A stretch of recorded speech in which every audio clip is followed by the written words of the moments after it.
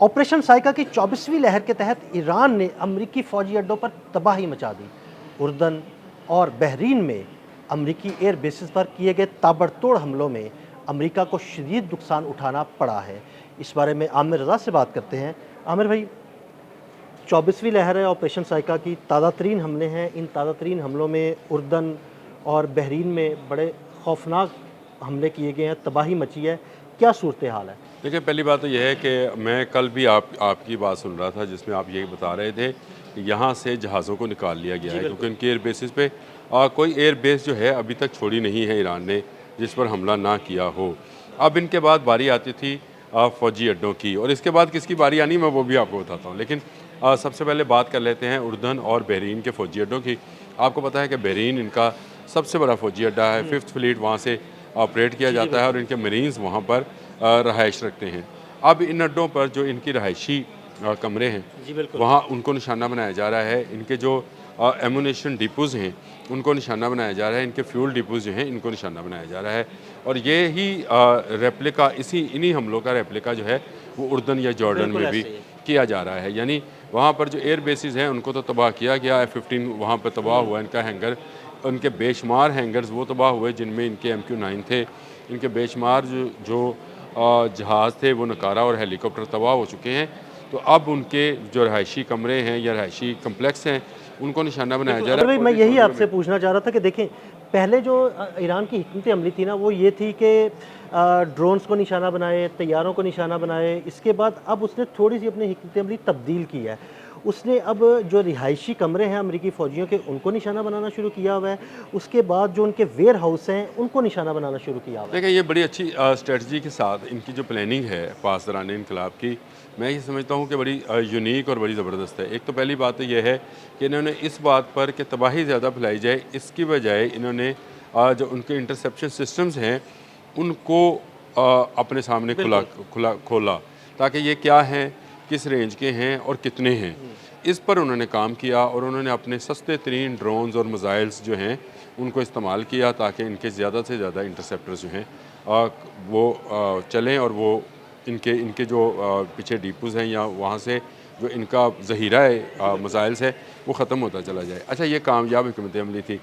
आपने इस पूरी जंग 40 रोज़ा जंग में हमने बेशुमार व्लॉग्स किए थे थार्ड पे। हाँ जी, बिल्कुल। 7 जुलाई से आज 24 जुलाई है, आपने एक थार्ड बिल्कुल। सुना है चला हुआ? अब थर्ड का ज़िक्र कोई नहीं आ रहा। नहीं आ रहा यानी ना। इसका मतलब है कि थर्ड जो है वो मुकम्मल तौर पर इसका तबाह कर मतलब, दी है। और ये मुकम्मल तौर पे तबाह कर दी है। और उसके जो रडार सिस्टम्स हैं, देखिए इंटरसेप्टर्स जो हैं वो रडार्स के ज़रिए हाँ चलते हैं जी, ऐसे ही है। और वो आने वाले ऑब्जेक्ट को पहले वो आइडेंटिफाई करते हैं, उसकी स्पीड, उसकी सारी चीज़ें कि हाँ वो जी, कि कितनी ऑब्जेक्ट हाइट पर कौन-सा होगा। है, उसकी स्पीड कितनी है, वो किस हाइट इसको पे है। इसको इन्होंने अपने ड्रोन्स के ज़रिए, कैमोफ्लेजिंग सिस्टम के ज़रिए किया।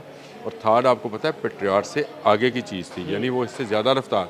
अब इनके पास थार्ड बैटरी ज़रूर होंगी, लेकिन ये अभी उसको इस्तेमाल नहीं कर रहे हैं। पहले बहुत सारी तबाह हो चुकी और इनका ज़ख़ीरा जो है बहुत ख़त्म हो चुका, क्योंकि ईरान ने भी तो बहुत सारे मिसाइल बचा के रखे हैं।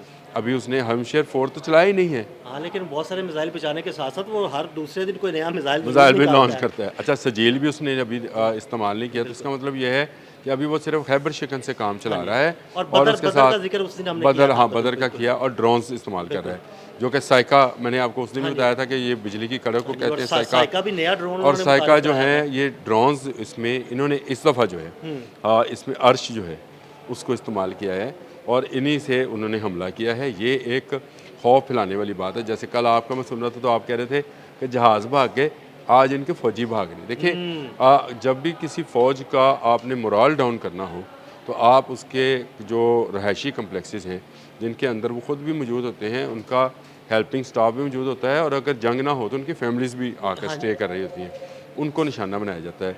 तो बेन वैसी ही स्ट्रेटेजी के तहत पहले इनके इंटरसेप्टर्स को जो है वो आइडेंटिफाई किया गया और वहाँ पर हमले किए गए। उसके बाद इनके वो जो रहायशी कम्प्लेक्स हैं उनको निशाना बनाया गया। और क्योंकि सबसे सेफ़ जगह जो है वो एमुनेशन डिपोज़ होते हैं किसी भी फ़ौज के, बिल्कुल ऐसे ही है। इसमें कोई शक नहीं है कि उनको हाईली सिक्योरिटी ज़ोन करार दिया जाता है और वहाँ पर वो तमाम इक़दाम किए जाते हैं कि वहाँ पर अगर जो है कोई हमला भी हो तो वो महफूज रहें। उसके बाद वो उस पर आया है। अब उसने बहरीन और उर्दन या जॉर्डन के जो है इन्हीं दो चीज़ों को निशाना बनाया। एक उनके फ़ौजियों के रहायशी कम्प्लेक्सेस। इसमें अभी कितने ज़ख्मी हैं, कितने हलाक हैं, ये ख़बर अभी नहीं आएगी, ये आहिस्ता आहिस्ता आनी है, ये आती रहेगी। जैसे जैसे आएगी हम उस पर अपडेट करते रहेंगे। लेकिन उसके बाद उसने उनके एमुनेशन डिपोज़ को बिल्कुल। निशाना बनाया है। और इसके बाद मैंने आपसे कहा था कि मैं तीसरी चीज़ भी आपको बताऊँगा कि आने वाले दिनों में हाँ क्या जी। होने वाला है। आने वाले दिनों में इन्हीं अड्डों के डिसैलिनेशन प्लांट्स और इनके फ्यूल टैंक्स को जो है निशाना बनाया जाएगा, यानी इनके बिजली बंद की जाएगी यानी बिजली और बंद इनका होगी, पानी पानी बंद बंद हो होगा। गया, बिजली और पानी तो बंद हो गया तो जनाब अब ये सब अड्डे जो कुछ बंद हैं हो गया। इसके बाद ये सिविलियन आबादियों में भागेंगे। ये तजर्बा जो है ईरान मुत्तहिदा अरब अमारात में कर चुका है। आपको याद होगा मुत्तहिदा अरब अमारात में जब उसने अपने ड्रोन्स के ज़रिए से फ़ौजी अड्डों के रहायशी कम्प्लेक्स को निशाना बनाया था, तो इन्होंने होटलों में शिफ्ट किए थे फ़ौजी। हाँ जी। और उसके बाद ईरान ने ये इन्होंने एक तनबीह होटल जारी को भी किए थे निशाना बनाया था फिर। कि अगर आप होटलों में शिफ्ट करेंगे तो जहाँ जहाँ दुश्मन भाग कर जाएगा हम उसका पीछा करेंगे। ये बयान आया था। अभी भी ये बाकर कालीबॉफ का कल ही बयान था, अगर आप कहते हैं तो मैं आपको उसका लिंक भी दे देता हूँ, तस्वीर भी, जिसमें उन्होंने कहा था कि अगर हम महफूज नहीं है तो कोई महफूज नहीं बिल्कुल है। ऐसे ही है, ऐसे ही। तो ये गल्फ़ की स्टेट्स ये ना समझे, और इनके इनके अभी पानी और बिजली के निज़ाम को उसने सिर्फ कुवैत में हाथ लगाया है, जिसका 99% जो है वो इन्हसार ही उसी पानी पर है जो समुंदर से साफ़ किया जाता है।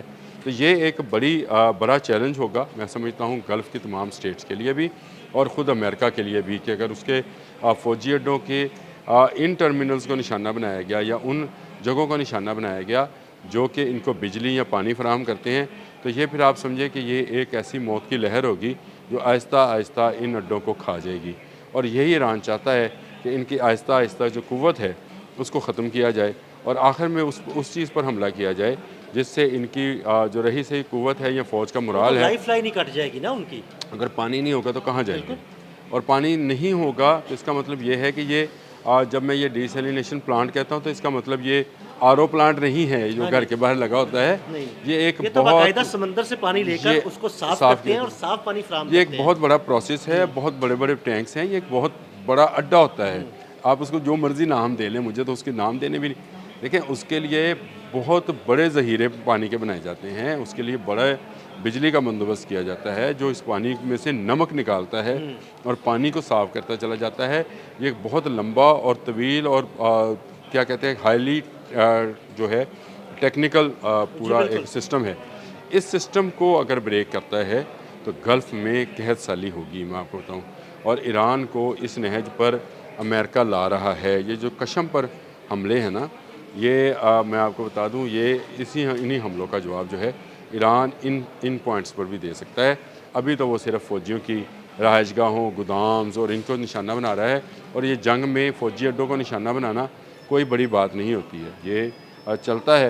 लेकिन अगर आप जानिब से यही चलता है। यही चलता है, लेकिन अमेरिका खिलाफ वर्जी ये कर रहा है कि इस जंग में भी सिविलियन इंफ्रास्ट्रक्चर को निशाना बना रहा है। और अगर ईरान ने भी सिविलियन इंफ्रास्ट्रक्चर को निशाना बनाया जिस पर इतनी हाईली सिक्योरिटी नहीं होती, मैं दोबारा कह रहा हूँ, जैसी सिक्योरिटी आपको उनके इर्द गिर्द तो कोई इंटरसेप्टर नहीं ना लगे होते कि जो मिसाइलों को रोक सके। होते तो ज़रूर हैं, लेकिन लेकिन ऐसे वह नहीं होते वैसे ना। नहीं होते, वैसी सिक्योरिटी और वैसी उसकी बिल्डिंग्स नहीं होती हैं जो इससे महफूज रह सकें। तो ये एमुनेशन गोदाम नहीं है, ये पानी के ज़हीरे हैं, एक को भी लगा तो ये सारे का सारा सिस्टम जो है ब्रेक हो जाएगा। ऐसे ही। और अगर ये ब्रेक हुआ तो ये एक बड़ा पानी का बहरान जो है जन्म लेगा।